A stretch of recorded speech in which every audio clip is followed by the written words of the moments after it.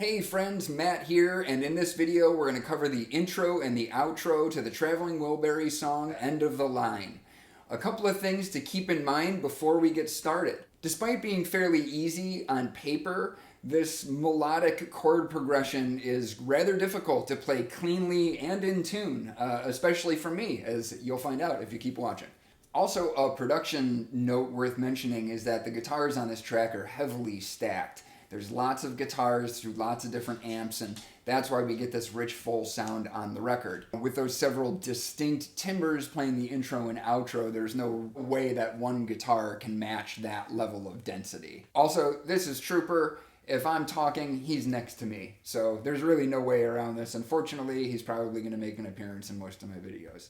He's a good boy. Now that we have that out of the way, the intro is played using movable and familiar chord shapes only on the G, B, and E strings. And we're going to use the open D string as sort of a droning note over all of the other chords. The cage system can really help make quick work of the concepts that you're going to see here. So if you aren't familiar with the cage system and you like this kind of music, I can't recommend studying the cage system enough. Really helps make quick work of this kind of stuff mentally anyway. The rhythm here is fairly obvious since the changes are heavily tied to the accents. So listen to it a couple of times and you'll likely figure out what sort of strumming pattern is going to work for you and where things are placed rhythmically. I think of this intro as 3 separate licks. Lick 1 starts on a G chord that uses the traditional D chord shape that's found at 7, 8, and 7 on the G, B, and E strings. This moves to a traditional open position D chord at frets 2, 3, and 2. So, again. Lick 2 brings it back to the D-shaped G chord at frets 7, 8, and 7. And we're going to slide that up a whole step or 2 frets to play a D-shaped A chord at 9, 10, and 9. And then it's an E-shaped D chord at frets 11, 10, and 10.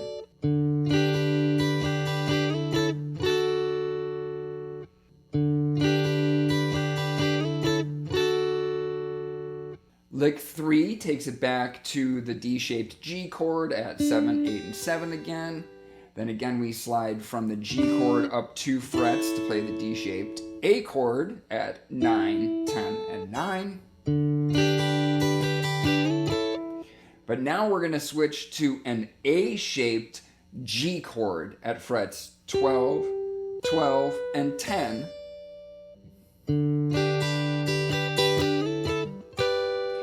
And then we're going to take that and slide it up another whole step, playing an A-shaped A chord at 14, 14, 12. So, and then a nice high D chord in the traditional D chord shape.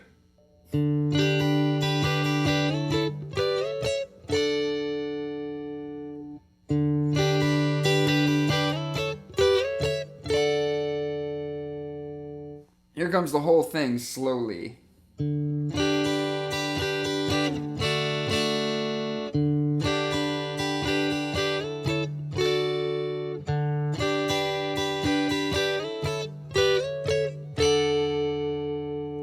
Again, faster.